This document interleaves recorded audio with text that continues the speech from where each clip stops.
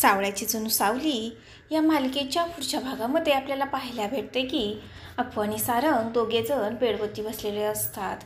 त्यावेळेस तिथे सावली येते आणि म्हणते की सारंग सर. त्यावेळेस अप्पू म्हणतो की काय अगाक्य तू पण, अगं नवऱ्याला काय सर म्हणतात का कुणी, तू ना त्यांना अहो म्हण. त्यावेळेस सावली म्हणते की काय रे तू.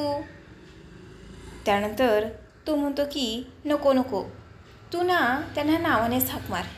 त्यानंतर सारंगही तिला म्हणतो की हो सावली.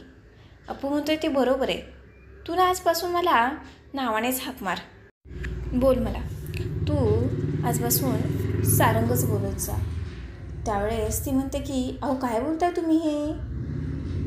अप्पू म्हणतो की बरोबर आहे बोल, आता दाजी पण म्हणतात का नाही.